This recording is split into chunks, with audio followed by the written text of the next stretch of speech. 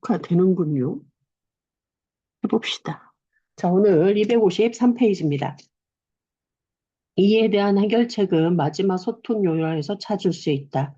입을 열기 전에 자신의 삶에 대해 솔직하게 밝히기로 결심하는 것이다.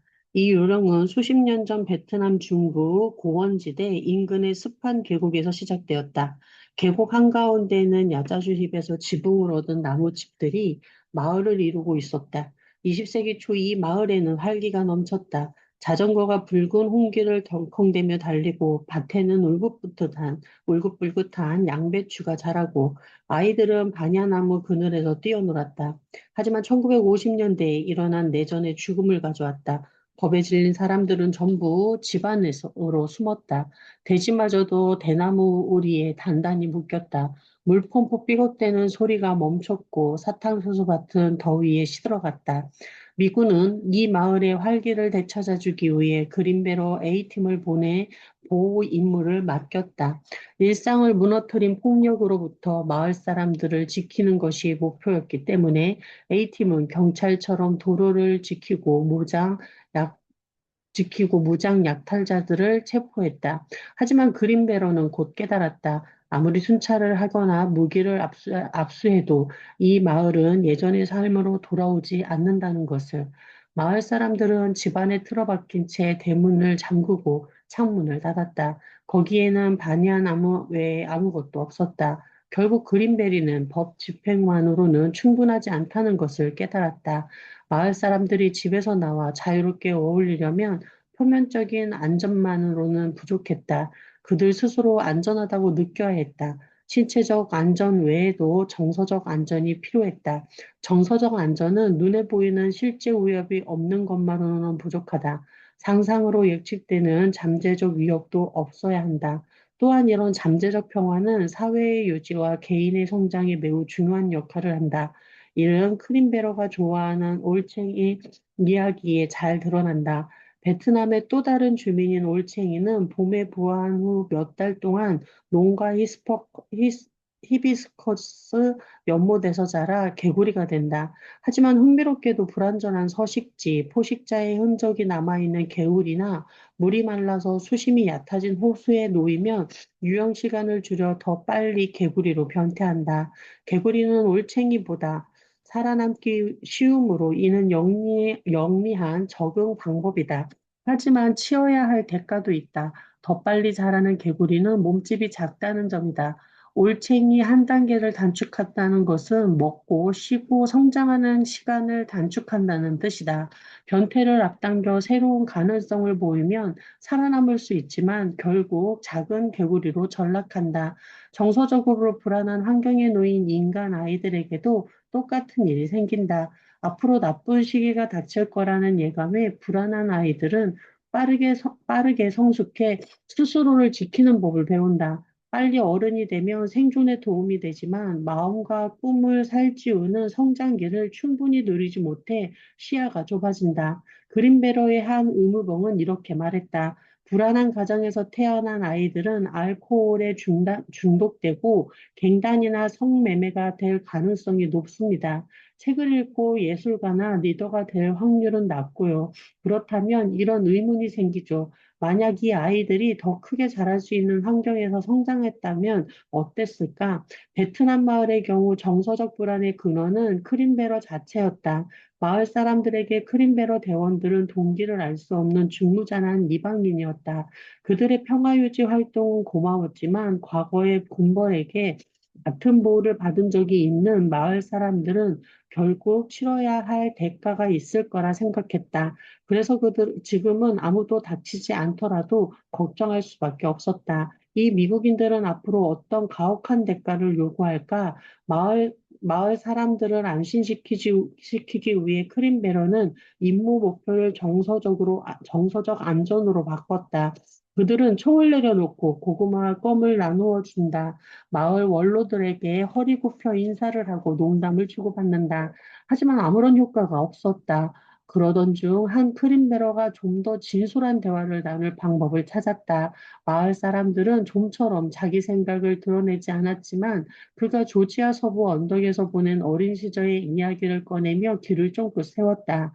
그는 상점이 하나밖에 없는 시골 마을의 농장에서 어머니와 함께 살았던 과거를 털어놓았다. 그러자 진지하게 듣기만 하던 마을 사람들이 자신의 얘기를 꺼내기 시작했다. 그들은 웃고 떠들며 어린 시절과 계곡의 역사에 대한 추억을 나누었다.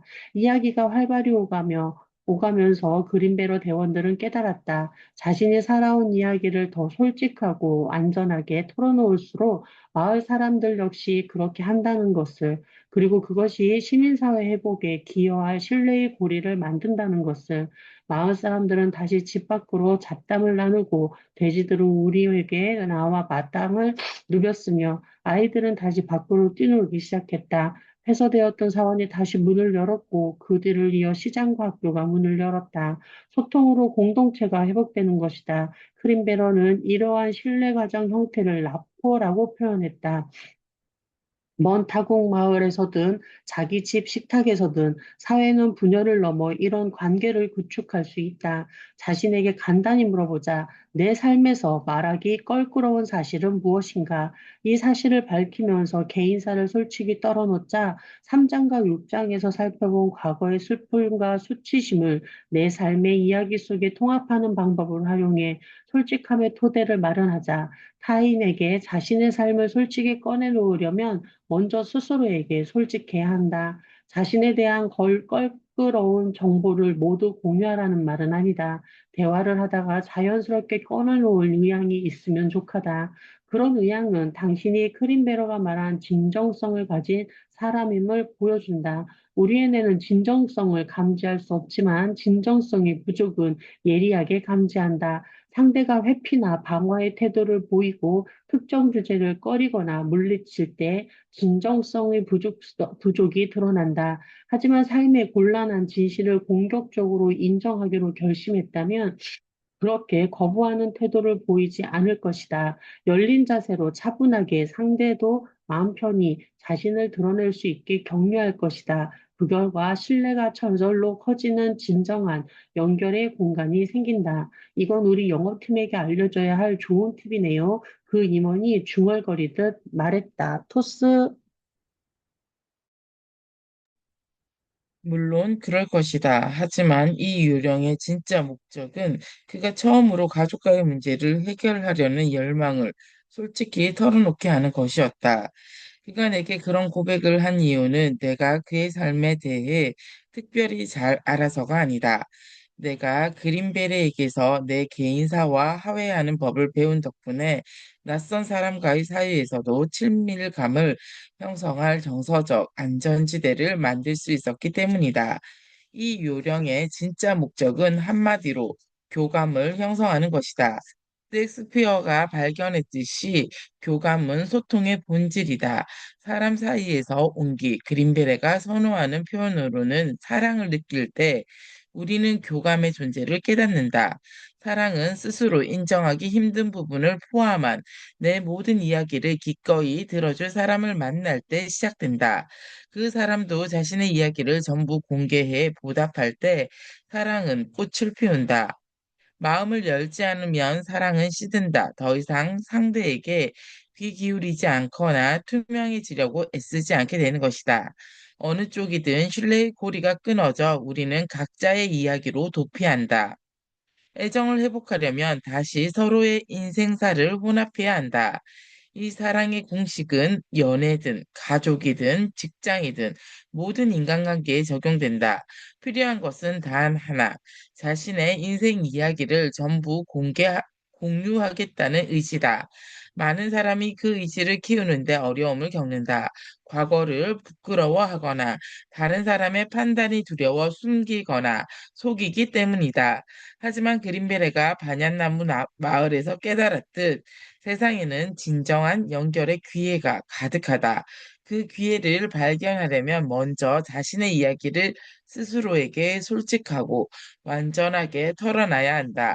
그리고 그것을 공유할 결심을 해야 한다.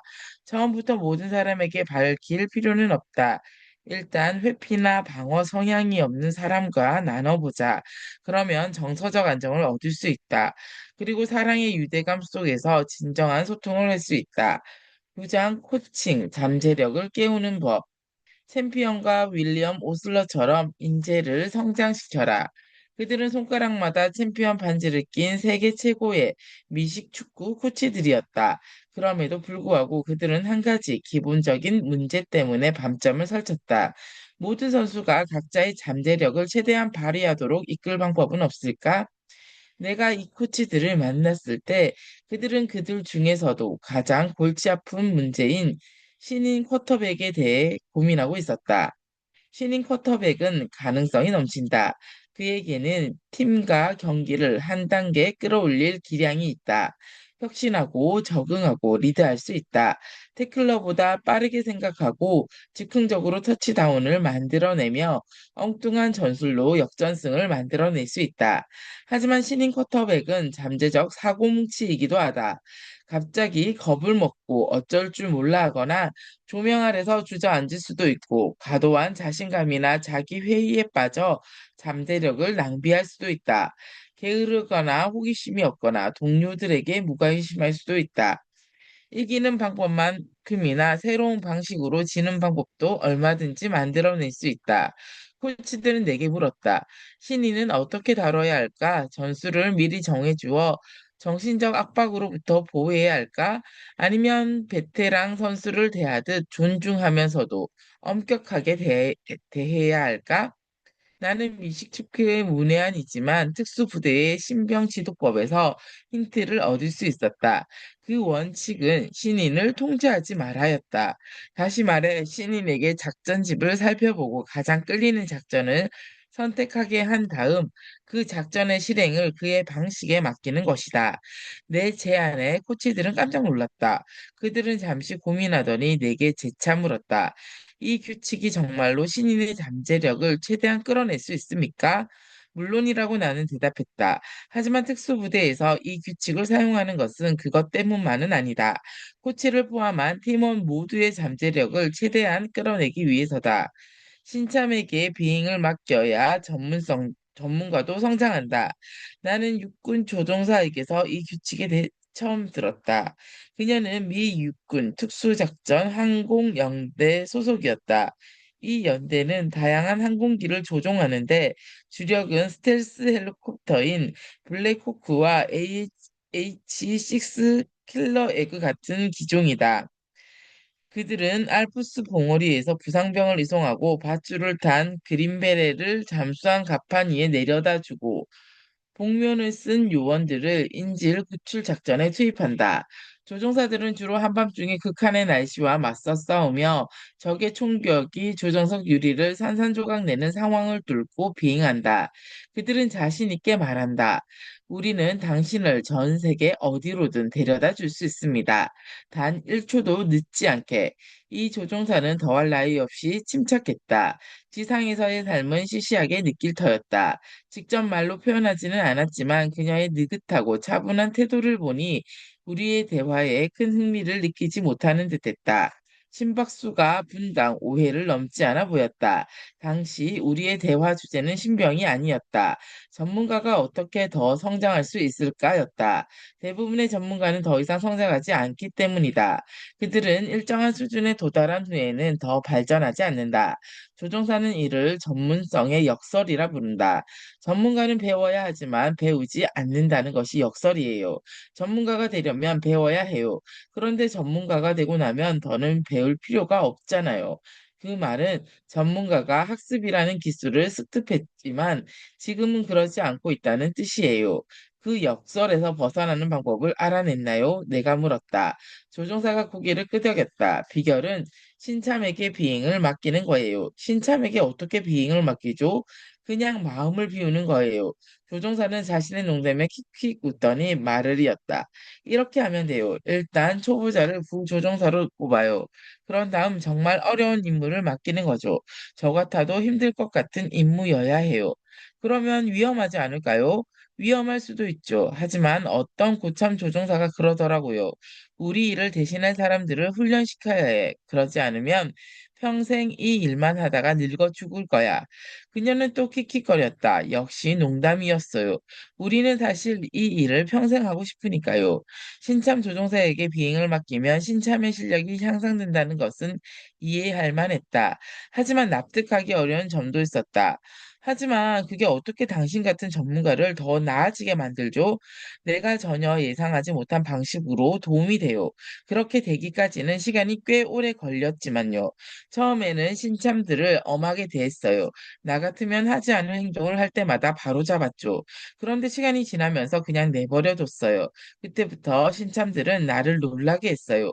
당신 같으면 하지 않을 똑똑한 행동을 했나요? 그녀는 웃음을 터뜨렸다. 물론 신참들이 가끔 영리한 행동을 하는 것을 보고 저도 배울 때가 있어요. 하지만 제가 말하는 건 그게 아니에요. 초보자가 저를 상상도 못했던 공경에 빠뜨릴 때를 말하는 거예요. 적극성이 지나쳐서 자기 능력에 벗어난 행동을 하는 거죠. 제가 알아차리기도 전에 너무 많은 실수를 연달아 저질러서 돌이킬 수 없을 정도로요. 그럴 때는 어떻게 합니까? 초보자의 실수를 안고 가야 해요. 실수를 되돌리려 애쓰기보다 그냥 받아들이는 거죠. 그러면 전에 한 번도 해본 적 없는 새로운 길을 찾기 위해 스스로를 채찍질하게 돼요. 정신줄을 놓고 비행하는 사람처럼 현실을 벗어나는 거예요. 어떻게 해냈는지 몰라도 결국에는 해내는 거예요. 나중에 머릿속에서 복귀해보면 실시간으로 새로운 기술을 만들어냈다는 걸 깨닫게 되죠. 나는 헬리콥터 조종석에 앉아있는 내 모습을 상상했다. 모든 경보 버튼이 깜빡이고 있었다. 신참 조종사가 한꺼번에 16가지 실수를 저질렀기 때문이다. 엄청 무섭겠는데요? 처음에는 그래요. 하지만 곧 내가 감당할 수 있다는 걸 깨닫게 돼요. 그러면 다시 신참에게 조종을 맡기나요? 맞아요. 놀란 가슴을 진정하고 순조로운 비행을 몇 차례 하고 난 후 신참 조종사가 또 다른 폭풍 속으로 날아가도록 내버려둬요. 이번에는 더 오래요. 조종을 더 오래 맡긴다고요? 그게 핵심이에요. 지난번에 제가 추락을 피하는 데 성공했다면 이번에도 괜찮을 거라 믿는 거죠. 더구나 지금은 그때보다 실력도 나아졌잖아요. 그 경험 덕분에 저는 더 발전했어요.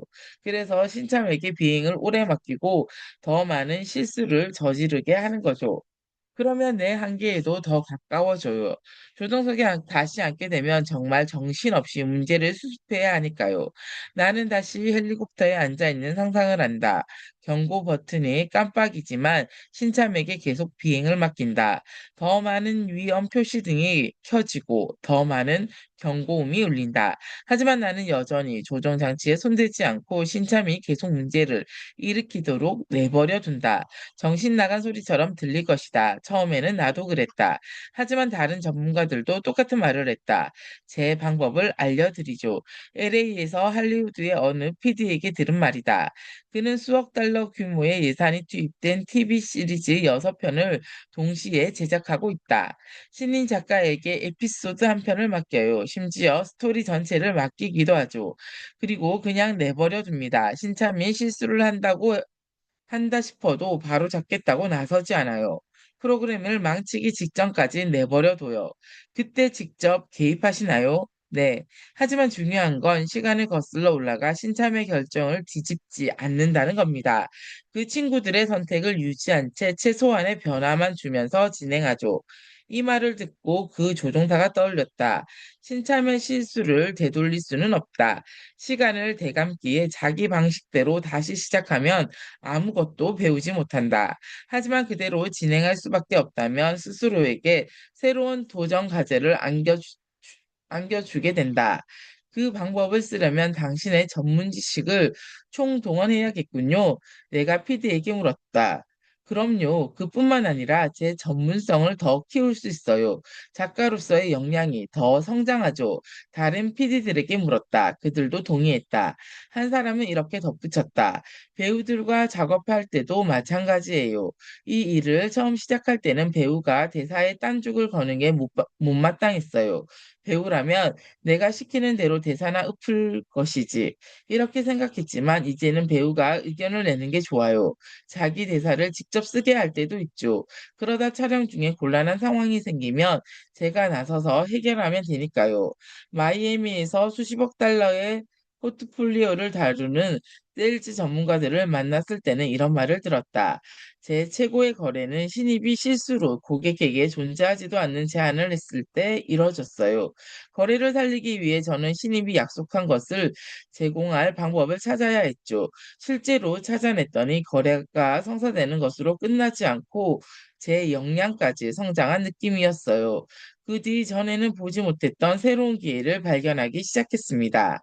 샌프란시스코에서 만난 소프트웨어 기업가들은 젊은 프로그래머를 채용할 때의 이점을 늘어놓았다.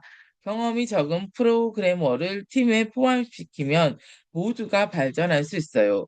신입 프로그래머를 통제하지 않고 자유롭게 생각을 펼치게 하죠. 그러면 틀에 박힌 사고에서 벗어나 새로운 방향으로 나아갈 수 있어요. 나는 뉴욕에서 SOAR 훈련을 시키는 비행 교관들도 만났다. 실제 비행에서는 절대 그렇게 하지 않아요. 하지만 시뮬레이터라면 신입들이 온갖 실수를 하게 내버려 둡니다. 그러다 조종석을 넘겨받아 내가 비행기를 착륙시킬 수 있을까를 확인하죠. 그러면 신참들에게 절대 포기하지 않는 것을 배울 수 있어요. 비행기를 구할 능력은 항상 자기 안에서 찾을 수 있다는 것을요. 그리고 그렇게 할 때마다 저 역시 더 나은 조종사가 됩니다. 실제로 그래요. 진짜 항공기 안에서는 비상상태가 생기지 않기를 바라지만 그런 일이 생긴다 해도 제가 그 상황을 통제할 능력을 키웠다고 믿어요. 토스. 즉, 즉흥극 전문가들이 신인과 함께하는 진짜 이유. 이 방법은 뉴런의 생물학적 구조를 활용하는 것이다. 뉴런은 A 지점에서 B 지점까지 한 줄로 쭉 뻗은 직선 모양이 아니다. 나무처럼 축색줄기가 여러 개의 가지 시냅스로 갈라져 A에서 B 또는 C 또는 D로 갈 수 있다. 이것은 우리의 상상력과 같은 형태다. 이런 유사성은 우연이 아니다. 분화하는 뉴런의 구조 덕분에 우리의 상상력은 여러 갈래의 행동을 떠올려 미래를 다양한 이야기가 가득한 숲으로 만든다. 뉴런의 형태가 우리의 상상력에 미치는 영향은 또 있다. 뉴런이 가지가 앞으로 뻗어나갈 때 상상력은 그 가지를 넘어 미래의 어느 지점으로 건너뛸 수 있다. 그리고 그 미래 지점에서 뉴런의 가지를 다시 거꾸로 뻗을 수도 있다. 그렇게 대로 뻗은 가지 가운데 하나가 앞으로 뻗은 가지와 만나는 순간, 짠, 우리의 목표를 달성하기 위한 계획을 발견하게 된다. 이것이 바로 SOAR 조종사가 신참에게 통제권을 넘길 때 그녀의 뇌에서 일어나는 현상이다. 그녀는 신참이 앞으로 비행할 온갖 다양한 방법을 예상하는 데 그치지 않는다. 그녀는 이미 자신의 미래의 목표인 착륙 지점에서 뒤로 가지를 뻗어 앞으로 향하는 줄기와 뒤로 향하는 줄기의 교차점을 찾는다. 나는 즉흥극을 연구하면서 창작자들도 이렇게 스토리 싱킹하는 방법을 사용한다는 사실을 알게 되었다. 즉흥극은 배우들이 서로의 반응을 보면서 즉흥적으로 장면을 연기하는 연극의 한 형태다. 그라운드, 그라운들링즈와 업나이트 시티즌 브리게이트처럼 유구한 역사를 지닌 즉흥 코미디 극단의 최고팀에는 전문가와 신인이 섞여 있다. 이유가 뭘까? 한 전문가는 내게 이렇게 설명했다. 좋은 공연에는 두 가지가 필요합니다.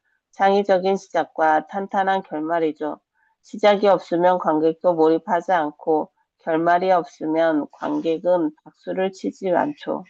창의적인 시작은 신인에게서 비롯된다. 신인은 자신의 역량을 넘어서는 비행을 시도했다가 문제를 일으킨다. 즉흥 공연의 시작에서 우리가 기대하는 것은 바로 그런 위기다. 엄청난 위기라는 인상을 주기 때문에 관중을 흥분시키고 아드레날린이 솟구치게 한다. 하지만 그런 상황이 너무 길어지면 공연은 혼란스럽게 흘러가다가 연료를 다 소진하고 만다. 이런 일이 일어나지 않도록 극단에 노련한 단원들이 점차 통제권을 잡고 공연을 최종 목적지로 이끈다. 그들은 상상한 결말로 도약한 후 신인이 만들어낸 가지 중 하나와 교차하는 가지를 찾을 때까지 여러 갈래로 나누어 계획을 세운다. 이 사고방식은 조종석이나 무대에서만 작용하는 것은 아니다. 그럼에도 이 두 가지 환경에서 가능하다는 사실은 당신에게 위기를 감수할 자신감을 줄 것이다. 하지만 이런 생각이 들 수도 있다. 가만, 이건 뭐 전문가에게나 해당하는 방법이 아닐까? 내가 그런 예외적인 존재인지 어떻게 알 수 있을까? 간단한 진단을 통해 알 수 있다. 당신이 지금 하는 일의 통제권은 신참에게 넘겨보자. 그 순간에는 불안이 크더라도 신참이 미지의 영역으로 날아갈수록 마음이 편해진다면 당신은 전문가다. 처음에는 걱정을 잠재우기 위해 어지간한 얘기를 써야 하지만 이내 스토리 싱킹하는 뇌의 능력을 활용해 신참이 일으킨 문제의 해답을 빠르게 상상해내기 때문이다. 만일 초보자가 날아갈수록 더 불안해진다면 당신은 아직 전문가가 아니다. 삶의 속도에 맞춰 상상하려면 더 많은 연습이 필요하다. 그리고 만약 주도권을 넘긴다는 생각만으로도 마음이 편해진다면 축하한다. 당신이 바로 그 신참이다. 뭔가를 하기 전에 일단 당신에게는 통제권을 넘긴 사람이 조종실에 있는지 확인하고 나서 움직여야 한다. 우리 모두는 어떤 분야에서든 전문가다. 이 말이 동의할 수 없다면 나를 잡아 아이를 멘토링 해보자. 아이는 당신이 무엇을 하는지 즉시 간파할 것이다. 당신은 별거 아니라고 누구나 배울 수 있는 재주라고 생각할지 모른다. 그렇다. 그렇게 생각하는 것이 역시 전문가의 특징이다. 역사가 증명하는 해방의 성과들. 내가 이렇게 설명하자 미식축구 코치들이 말을 가로챘다. 그들은 내가 그들의 주 관심사인 신인을 어떻게 하는 것이 신인에게 최선인가라는 질문에 답을 주지 않았다고 지적했다. 오히려 코치인 그들의 발전에 최선인 방법만을 설명했다는 것이다. 나도 인정했다.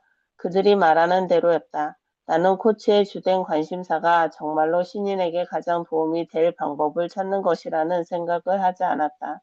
내심 그들은 신인 쿼터백이 프로그램된 노브처럼 정확히 지시한 대로 움직이기를 바랄 것이다. 코치들이 가장 걱정하는 통제권의 상실이라는 사실을 보면 알 수 있다. 그래서 나는 SOAR 조종사가 신참을 풀어주는 방법을 알려주었다. 그 방법은 코칭의 성공 비결이 통제권이 아니라 신뢰임을 보여준다. 자신의 코칭 경험을 신뢰해야 한다. 최고의 코칭을 하려면 신참이 무엇을 망치든 자신이 해결할 수 있다고 믿어야 한다. 그 신뢰가 커질수록 더 편해지고 편해질수록 직관은 더 발휘해 특수 요원처럼 예기치 못한 상황에 유연하게 적응할 수 있다. 하지만 내가 코치의 주된 관심사를 잘못 짚었다면 어떨까? 그들의 진짜 관심사가 신인 쿼터백의 장기적인 성장이라고 가정해보자. 그래도 최고의 코칭 전략은 신인을 풀어주는 것이다. 육군 특수부대는 수많은 신병을 훈련하면서 그 효과를 검증했다. 그 효과는 즉흥성이 요구되는 할리우드나 영업 현장에서 나타나는 것이 아니다. 제조업, 공학, 의학처럼 엄격한 통제가 필요한 분야에서도 방법이 효과를 보여주는 예를 수없이 찾을 수 있다.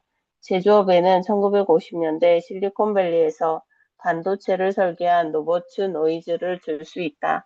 그는 위즈와 잡스가 등장하기 전부터 대학을 갓 졸업한 신입사원들에게 수백만 달러 규모의 프로젝트를 맡겼다.